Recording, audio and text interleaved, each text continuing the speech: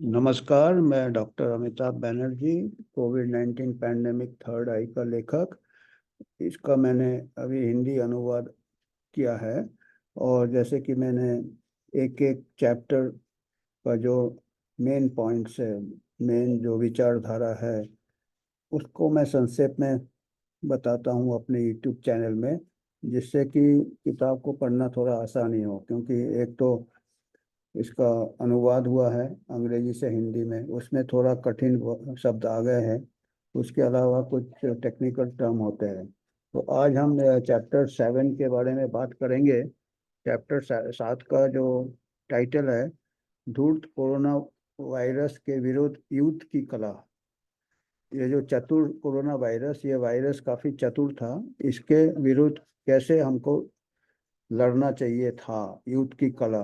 क्योंकि ये जो लेख मैंने बताए पहले, ये मैं जैसे जैसे महामारी चल रहा था वैसे वैसे मैं लिख रहा था। उसी के टाइम एक प्रकार से आप कहते हो कि कह सकते हो कि आंखों देखा हाल। जैसे पहले क्रिकेट चलता था 5 दिन, और कमेंटेटर्स और एक्सपर्ट कमेंट्स करते थे, तो ऐसे मैं उस हिसाब से, उस नज़रिया से मैं ये लेख लिखता था। और उस टाइम मैं अपने विचार देता था कि क्या एक्शन लिया जा रहा है और क्या एक्शन लेना चाहिए। तो इसमें मैंने कहा था इस लेख में कि हमें जो उस टाइम जब ये महामारी तेज एक देश से दूसरे देश जा रहा था, और पूरा जो मेजर्स लिए गए, जो लॉकडाउन किया और स्कूल बिजनेस बंद किया, और फिर वैक्सीन आ गया। तब तक ये जब वैक्सीन नया नया आया था तो काफ़ी जो एक्सपर्ट्स थे उनको बहुत ही उत्साह था कि भाई अभी तो हम इसको पूरा ख़त्म ही कर देंगे, कोरोना वायरस को दुनिया से ही निकाल देंगे। तो ये एक प्रकार से इतना सहज चीज नहीं है। तो इसलिए मैंने थोड़ा सा इतिहास बताया कि वायरस हमारे पास कई सालों से है, अलग अलग वायरस है। और दशकों के डॉक्टर इस बात से सहमत है कि उनके पास और कई सालों से, जब से 50 साल से, जब से हमको वायरस पता चला है, और हम जितने भी चिकित्सक है या मेडिकल साइंस है, वो मानता था कि वायरस का कोई इलाज नहीं होता है। वायरस को खाली हम ओवरऑल हेल्थ अच्छा रखे, सपोर्टिव इलाज करें। अगर बैक्टीरिया से सेकेंडरी इन्फेक्शन हो सकता है तो वो हम सेकेंडरी इन्फेक्शन को एंटीबायोटिक से ये कर सकते हैं, इलाज कर सकते हैं। और कई एंटीबायोटिक आने के बाद कई वायरल इन्फेक्शन से जो मौतें पहले होती थी काफ़ी हद तक कम हो गया था। क्योंकि क्या होता था, पहले वायरल इन्फेक्शन होता था, उसके बाद बॉडी कमजोर हो जाता था तो बैक्टीरियल इन्फेक्शन हो जाता था। और बैक्टीरियल इन्फेक्शन से काफ़ी लोग बच नहीं पाते थे, क्योंकि उस एंटीबायोटिक बनने के पहले। पर जब एंटीबायोटिक आ गया हमारे पास, उस टाइम हमारे पास काफ़ी, हम इस टाइप के सेकेंडरी इन्फेक्शन जिसको कहते हैं बैक्टीरियल इन्फेक्शन, उसको हम ट्रीट कर सकते थे। तो अभी जब आपने भी याद होगा, जब महामारी चल रहा था तो काफ़ी भय फैल रहा था कि 1918 1918 में आपका H1N1 स्वाइन फ्लू पेंडेमिक, 1918 में जो पेंडेमिक आया था, उससे काफ़ी 50 मिलियन लोग मर गए थे पूरे देश में। और ये डर दिखाया जा रहा था कि अभी जो कोरोना वायरस है उसी उतने ही घातक हो सकता है और इतना ज़्यादा डेथ हो जाएगा। तो 1918 की फ्लू महामारी के कारण 50 मिलियन लोगों की मृत्यु हुई, जब विश्व की जनसंख्या 1.8 बिलियन थी। जबकि वर्तमान में वो 7.8 बिलियन है। ये आंकड़े बड़े पैमाने पर उन्माद फैला सकते हैं। तो ये पैनिक एक प्रकार से था।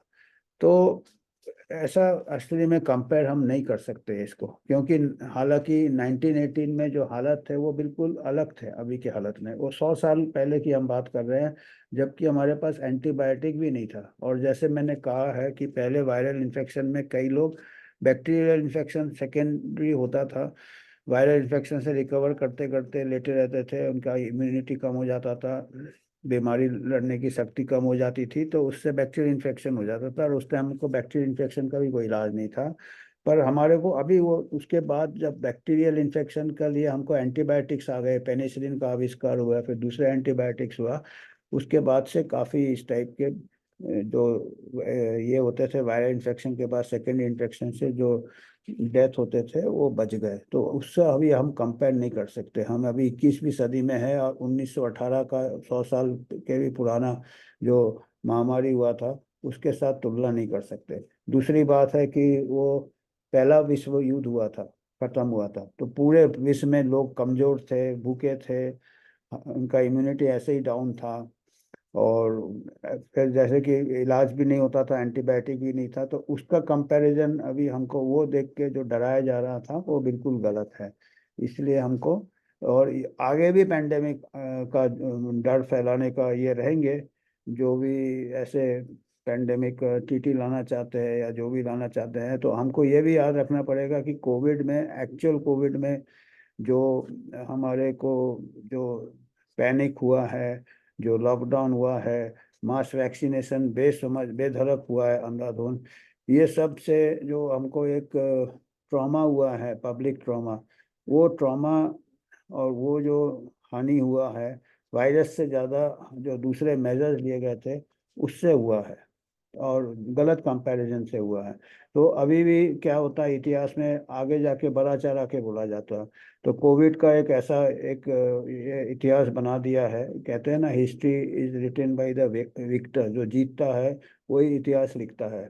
तो अभी वो ऐसा बना है कि अगर हम नहीं करते लॉकडाउन, ऐसे नहीं करते, या वैक्सीन से ही बच गया महामारी, तो ये सब साइंस नहीं बताता है। ये जो आपने देखा है, हमने पहले भी बताया था, मास वैक्सीनेशन के कई कंट्रीज में ट्रांसमिशन में कोई फर्क नहीं हुआ, डेथ में भी कोई फर्क नहीं हुआ, क्योंकि मैंने कई बार ग्राफ बताए। और जब तक हमने मास वैक्सीनेशन रोल आउट किया था पर्टिकुलरली हमारे देश में, तब तक हम, क्या हो गया था, सब लोग को इन्फेक्शन से रिकवर हो गए थे। 80% से ज़्यादा, चाहे 100% को कुछ ना कुछ इन्फेक्शन हो गया था, रिकवर हो गए थे, तो ऑलरेडी इम्यूनिटी था। तो एक तो ये डराया जाता है। दूसरा डराया जाता है कि स्मॉल पॉक्स में, जैसे स्मॉल पॉक्स जो हमारा पहले वायरल इन्फेक्शन होते थे, पहले 1918 में फ्लू इन्फ्लुएंजा हुआ था, उसके बाद सबसे बड़ा हमको जो सही में भी कुछ सीरियस वायरल इन्फेक्शन इतिहास में हुए हैं, सबसे हानिकारक स्मॉल पॉक्स था। और स्मॉल पॉक्स का वैक्सीन बनने के बाद 1796 में एडवर्ड जेनर ने वैक्सीन बनाया था, और उसके करीब 200 साल बाद स्मॉल पॉक्स इरेडिकेट हुआ। मतलब ऐसा नहीं है कि आज वैक्सीन बना है और 2 साल में पूरा वैक्सीन हमने सबको दे दिया और वो वायरस ही दुनिया से निकल गया। तो इतना आसान नहीं होता है। जो भी कम्युनिकेबल डिजीज होता है, संक्रामक डिजीज होता है, और स्मॉल पॉक्स और इसमें बहुत फर्क है। स्मॉल पॉक्स में 30% इन्फेक्शन फेटेलिटी रेट था। जब जिनको स्मॉल पॉक्स होता था 100 में से 30 लोग मर जाते थे। तो आप सोच सकते हैं। और इसमें तो 0.05% इन्फेक्शन फेटेलिटी रेट है 69 ईयर्स तक, और हर एज में 1% से नीचे है, और उसका 30% मोर्टालिटी था स्मॉल पॉक्स। तो स्मॉल पॉक्स का हम एक बार सोच भी सकते हैं कि, और स्मॉल पॉक्स का जो वैक्सीन बनाया था, स्मॉल पॉक्स का वैक्सीन इफेक्टिव था। स्मॉल पॉक्स के वैक्सीन के बाद हम नहीं कहते थे कि वैक्सीन लगाने के बाद भी मास्क पहनो, सोशल डिस्टेंसिंग करो, क्योंकि हमारा जो कोविड वैक्सीन था कच्चा वैक्सीन था। तो स्मॉल पॉक्स का वैक्सीन, एक तो बीमारी से स्मॉल पॉक्स को और कोविड 19 को आप इसका तुलना नहीं कर सकते, क्योंकि ऐसे कहते थे कि देखिए स्मॉल पॉक्स हमने इरेडिकेट किया वैक्सीन से, तो कोविड भी वैक्सीन से हमने रोक लिया। ऐसा नहीं है। स्मॉल पॉक्स का वैक्सीन काफ़ी अच्छा वैक्सीन था। उससे ऑफकोर्स साइड इफेक्ट्स भी काफ़ी ज़्यादा थे, पर स्मॉल पॉक्स का डेथ रेट 30% था। तो थोड़ा चांस लिया जा सकता था, रिस्क बेनिफिट उसमें सही में था। अब इसमें अभी अभी भी कहते हैं कि कोविड वैक्सीन में भी बेनिफिट आउटवेज द रिस्क, किसी एंगल से नहीं होता। स्मॉल पॉक्स में हम मान जाते हैं, स्मॉल पॉक्स में मान जाते हैं, क्योंकि एक तो 30% उसका इन्फेक्शन फेटिलिटी रेट था, उसके अलावा उसका कॉम्प्लिकेशन रेट भी ज़्यादा था। चेचक के दाग हो जाते थे, आपने पहले देखे होंगे, कई पुराने लोगों को है। फिर कोई लोग अंधे हो जाते थे, आईज इफेक्ट हो जाते थे। तो स्मॉल पॉक्स के कॉम्प्लिकेशन भी काफ़ी ज़्यादा थे। और स्मॉल पॉक्स वैक्सीन बनने के ऑलमोस्ट 100 150 150 साल के बाद जाके इरेडिकेट हुआ। और स्मॉल पॉक्स में और भी, बीमारी में और भी क्या था कि छुपी हुई बीमारियां नहीं होती थी, जिसको होता था दूर से दिख जाता था, कोई टेस्ट की जरूरत नहीं होती थी, लैब टेस्ट, तो अपने आप वो आइसोलेट हो जाता था या चारों तरफ लोग उससे बच के रहते थे।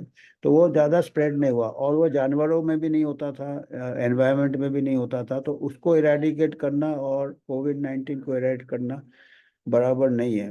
कोविड-19 बहुत हल्का बीमारी है और बहुत आराम से फैलता है। जैसे मैंने पहले भी कहा, जो हल्के वायरस होते हैं वो ज़्यादा फैलते हैं, क्योंकि अपने जो विक्टिम को मारते नहीं है, वो उसमें डेथ नहीं होता है, नहीं तो डेथ होने से वो वायरस भी उसके साथ खत्म हो जाता है। वो फैलते ज़्यादा है और चुपचाप फैलते हैं, माने पता भी नहीं चलता है काफ़ी, इसीलिए चतुर वायरस होते हैं। तो इसको इरेडिकेट करना इजी नहीं है, और सोचना भी चाहिए कि क्या सब जरूरी है इरेडिकेट करना, क्योंकि ये हल्का है तो उन्हीं में आप कर सकते हैं इरेडिकेट।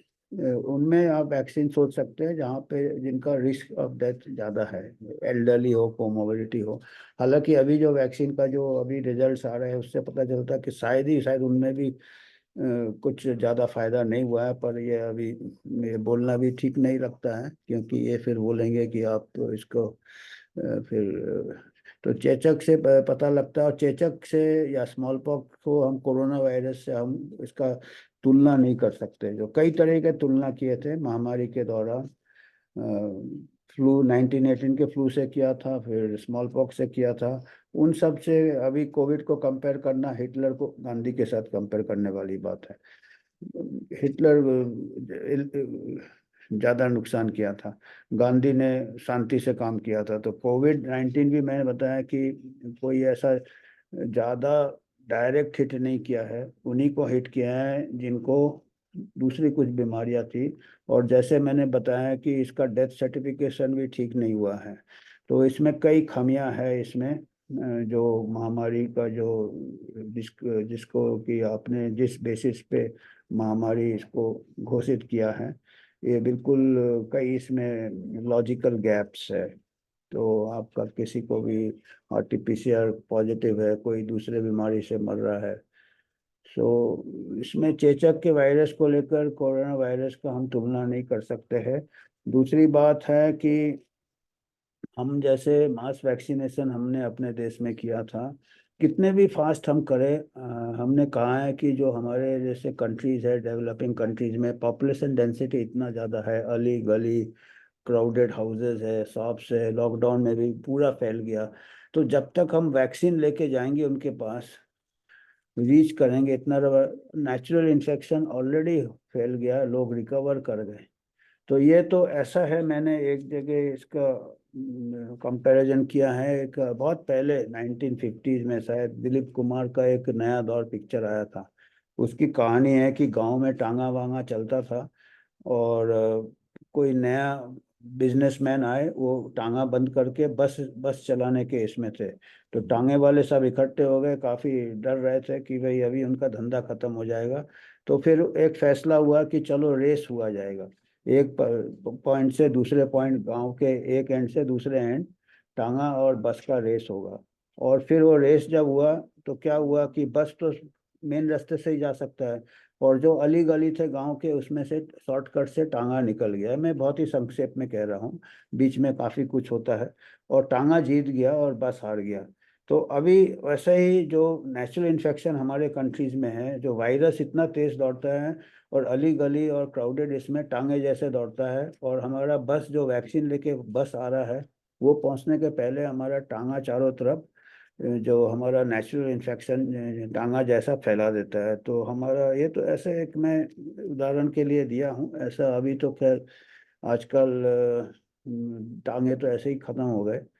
तो अभी हम ज़्यादा जा रहे हैं टेक्नोलॉजी की तरफ, तो टांगे जैसे खत्म हो गए, अभी हम नेचुरल इन्फेक्शन में भी बिलीव धीरे धीरे कम होते जा रहा है। वायरल टेक्नोलॉजी इतना एडवांस हो रहा है कि हम अभी सब कुछ टेक्नोलॉजी से सॉल्व करना चाहते हैं। पर हमारा देश का एक तो डेंसिटी है, हमारा जो ये है लॉजिस्टिक्स है, उसको देखते हुए हमको जो मास वैक्सीनेशन का जरूरत इतना तेजी से नहीं था। इससे हमने पहले भी बताया है, खर्चा भी बहुत हुआ है और शायद हानि भी बहुत हो रहा है। ऐसे भी हमने बताया है कि जो यंग पॉपुलेशन है हमारा, ये यंग पॉपुलेशन में तो बहुत ही कम इम्पैक्ट था कोविड 19 का। और जो भी डेटा मॉडल्स वगैरह बनाए थे, अभी भी प्रोजेक्ट करता है कि जो भी मॉडल्स वगैरह बनाए थे वो वेस्टर्न कंट्री के फर्टिलिटी रेट, जो कि 80 ईयर्स तक एवरेज एज जो इटाली में नर्सिंग होम में या